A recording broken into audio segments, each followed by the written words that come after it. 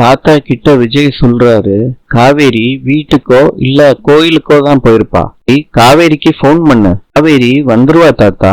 இதுப்பா விஜய், நீங்க ரெண்டும் சண்டை போட்டீங்களா? வீட்டுல நடந்ததுக்கெல்லாம் சண்டை போடாம எப்படி பேச முடியும்? இப்போ உனக்கு போன் பண்றதுக்கு ஈகோல நானே பேசிக்கிறேன். விஜய், போன் சுவிட்ச் ஆஃப்னு வருது. கோயில்ல போய் உட்கார்ந்துருப்பா தாத்தா காவேரி. ரொம்ப அப்செட் ஆனா அங்கதான் உட்கார்ந்துருப்பா. சொல்லு விஜய், சண்டையில கோச்சுக்கிட்டு போயிட்டாளா? உங்களுக்கே தெரியாதா? காவேரி அந்த மாதிரிலாம் பண்ண மாட்டா, வந்துருவா. அவ வந்துருவான்னு இங்கேயே நின்னுகிட்டு இருக்க.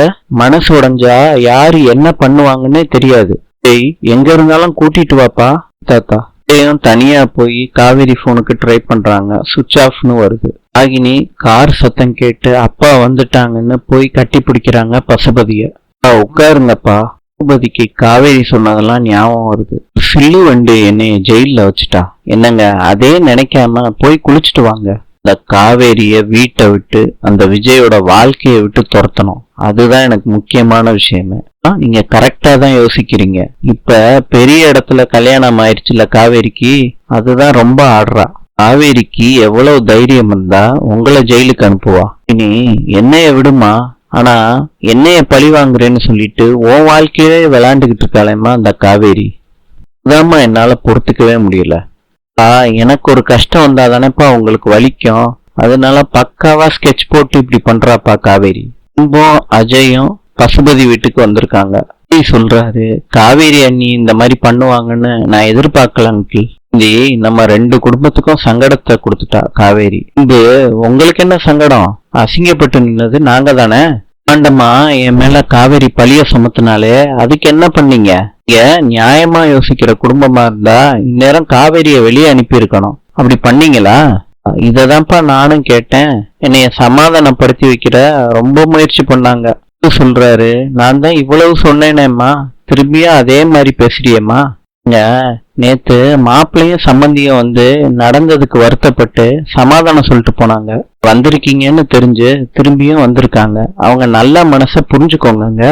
கோவத்துல சொல்ல குட்டிட்டா அள்ள முடியாதுங்க, நிதானமா பேசுங்க. அன்பு சொல்றாரு, நாங்க அந்த வீட்டுல இருக்கிறதுனால நடக்கிற எல்லாத்துக்கும் நாங்க சப்போர்ட்டா இருக்கோம்னு நீங்க நினைச்சுக்காதீங்க. வீட்டுல எல்லாரும் காவேரி மேல அப்செட்டா தான் இருக்கும். விஜய்க்கு தெரியாம அந்த காவேரி இந்த வேலைய பாத்துருக்கு சம்பந்தி.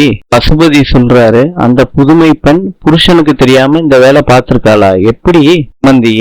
விஜயோட ஸ்டாண்டர்டுக்கு காவேரி எதுக்கு கல்யாணம் பண்ணான்னு இன்னும் புரியாத புதிராவே இருக்கு சம்பந்தி. அது எப்படியோ இருந்துட்டு போட்டோம், அது அவன்பாடு. நம்ம இப்ப பசங்களோட எதிர்காலத்தை பத்தி பேசுவோமே சம்பந்தி.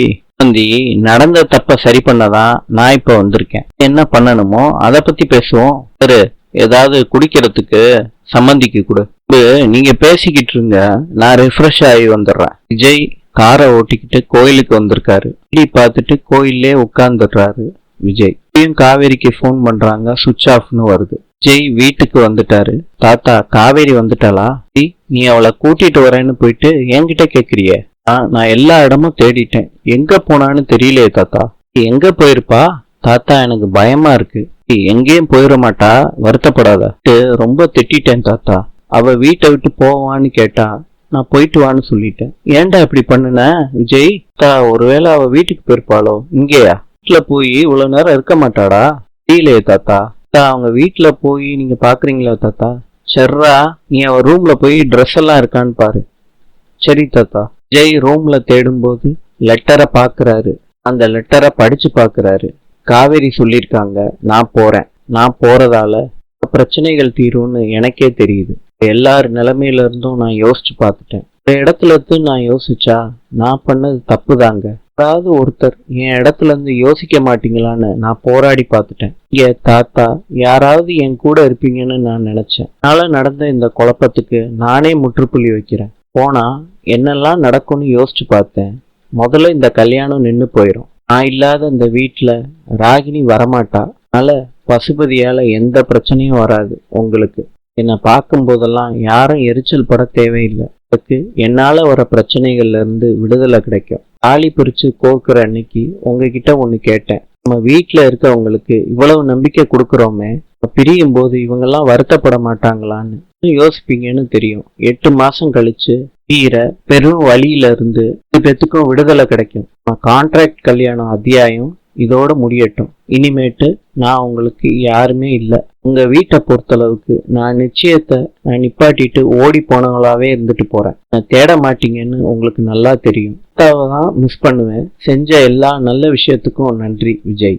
கயானாவின் நாணயம் $. நாளை சந்திப்போம்.